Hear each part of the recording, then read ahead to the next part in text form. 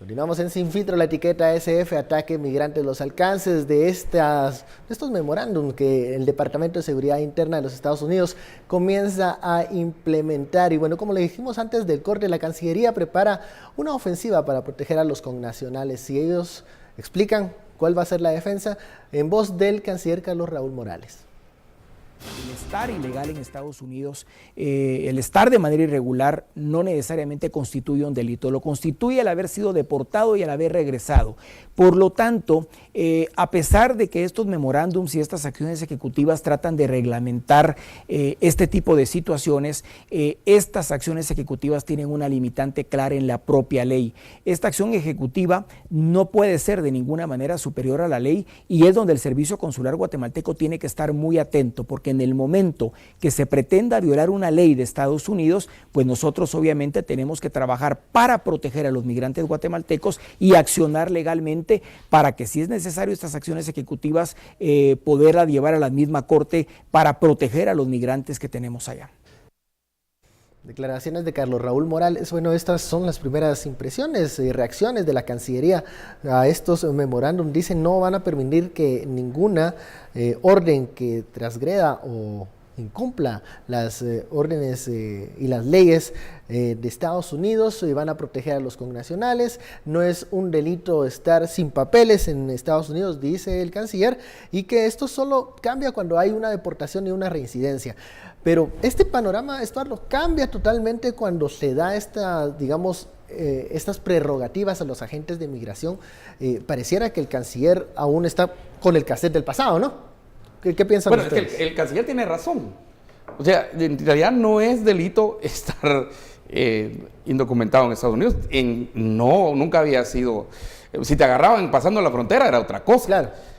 Y aún pasando la frontera todavía se mandaba a las personas a un lugar donde se les tiene. Esos lugares, de hecho, en la orden ejecutiva se van a aumentar. Esa ha sido la propuesta, que se mejore y se aumenten los lugares donde van a tener a estas personas, a los que van a pasar. Pero no es delito. Él tiene razón. El problema que cuando uno lee esto es que amplió la discrecionalidad, pues pongámoslo más sencillo, amplió la discrecionalidad para quienes, y aquí es el oficial de inmigración que puede determinar, y eso es interesante porque originalmente se había dicho que era solo a quienes habían cometido crímenes. A ver, se veía venir que iba a existir algo como eso, de ampliar la discrecionalidad, cuando en campaña Donald Trump ofrecía incluso deportar 11 millones de indocumentados. Nunca dijo cómo, pero... Claro, es que era el problema, porque cuando uno preguntaba el cómo deportar 11 millones de indocumentados, hay un proceso legal largo, esto iba a ser costoso y burocrático, pero con estas nuevas medidas,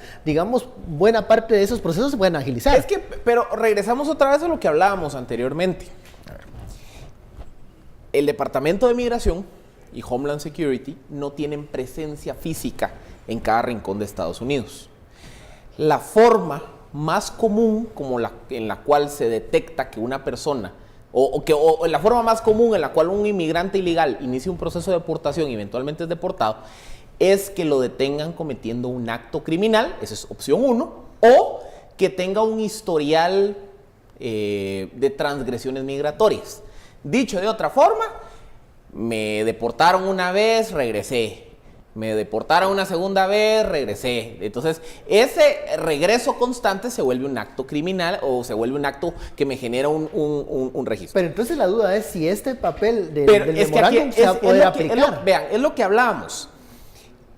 Si yo soy un inmigrante ilegal y me paso un alto, no es un agente de migración el que me está deteniendo. Es la policía local. Es la policía local, la de Nueva York, de Los Ángeles, qué sé yo. Bueno, y aquí están diciendo en Facebook que es correcto, ¿verdad?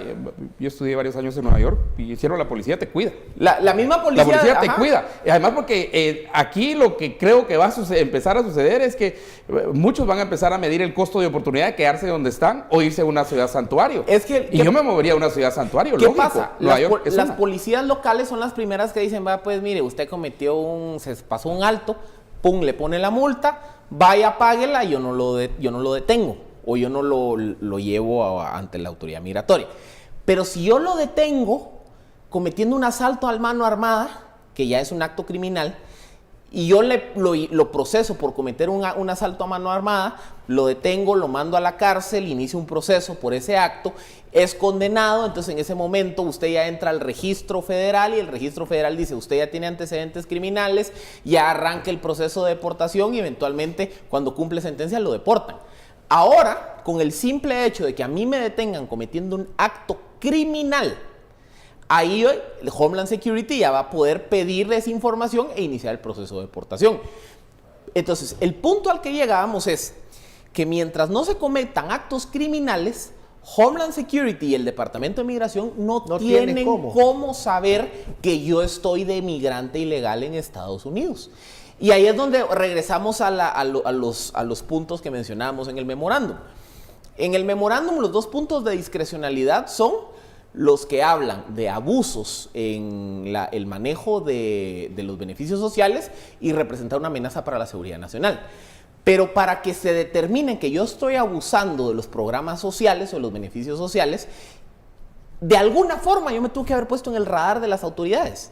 Y la única forma de ponerme en el radar de las autoridades es cometiendo un acto delictivo. Entonces se vuelve ese ciclo vicioso en donde muchas de estas órdenes ejecutivas que están a nivel federal tienen el problema práctico que en el territorio, en los estados, en las ciudades, en los condados, cuestan o son imposibles aplicarlas porque las mismas ciudades, estados y condados pues no necesariamente están de acuerdo con las órdenes federales, entonces no las implementan o no reportan a la autoridad federal. Los seguidores en redes sociales hacen referencia a eso específicamente, las redadas de migración. Dicen, no es lo mismo residir en Los Ángeles que en otro estado, en Texas, por ejemplo, en donde, Iowa o en donde sé, sí pueden, Idaho. sí en algunos estados se podrán dar redadas en contra de migrantes como parte de esta nueva, mira, ese no es tema aquí, no es tema en los memorándum, pero sí es un temor, y el temor es que en nombre de ir a buscar a quienes estén ya, sean digamos felons, que ya fueron acusados y ya fueron vencidos en juicio, digámoslo así, y que están ahí o no sé, en búsqueda de esos, ese sea un pretexto para agarrar a otros, ¿verdad? Entonces, el temor está y hay varias, y no sé, puede haber muchas posibilidades. No sé si en cierto momento, como la lógica estratégica puede ser, vamos a ver, la ciudad que más me reporte, más dinero va a tener. Podemos ver muchos escenarios ahí, pero por el momento, redadas no es un tema. Eso, y porque es el temor de muchos de los... Aquí se está hablando a gente que ha entrado ya dentro de un proceso, están ya dentro del proceso, son conocidos para las autoridades de Homeland Security y tienen que tomar una decisión con relación a esto. Entonces lo que abrieron fueron el menú de opciones para tomar una decisión más rápida, para hacer expedito la orden ejecutiva de enero, ¿verdad? Frente al Departamento de Seguridad Interna está el general John Kelly, que hace 2 horas arribó a Guatemala. El perfil del general Kelly, el encargado de la seguridad interna, ¿qué nos hace esperar de esta implementación de las órdenes ejecutivas de Donald Trump? Al final, él las tiene que aterrizar. Sí. Y es un hombre que es conocedor de la realidad latinoamericana. Él fue comandante del Comando Sur, que el Comando Sur es la jurisdicción del ejército americano con responsabilidades sobre todo del continente americano. Entonces, él como jefe del Comando Sur ha estado muy informado sobre, por ejemplo, todo el tema del combate al narcotráfico, trabajó de la mano la Iniciativa Mérida, el plan de la Alianza para la Prosperidad, el plan Colombia. Entonces, si alguien conoce la región latinoamericana es él. Y recordemos que en los últimos años el gran dolor de cabeza en Washington es el Triángulo Norte Centroamericano. La Alianza para la Prosperidad del Triángulo Norte surge como consecuencia de la crisis de niños migrantes de los años 2013, 2014, 2015. Y mucho de lo que estamos viendo en Guatemala es producto que, si vamos a ver la Ley de Asignaciones Consolidadas de Estados Unidos, el Global Appropriations Act, tiene la sección 7045 que habla expresamente prioridades de Estados Unidos para Centroamérica. Y nos dice, Alianza para la Prosperidad, combate a la corrupción, apoyo a las comisiones contra la impunidad, retirar a los ejércitos de la seguridad ciudadana, aumentar la recaudación fiscal, consultar a las comunidades en temas de interés y desarrollo económico, seguir los procesos de derechos humanos y resolver las disputas comerciales.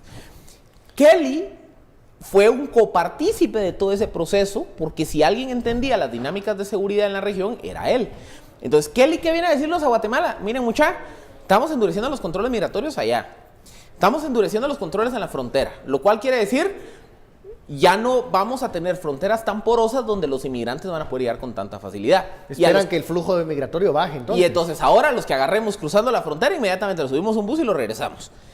Y de este lado hay que trabajar en crear las condiciones para que la migración reduzca. Y eso quiere decir, genera empleos, combata la corrupción y combate el crimen.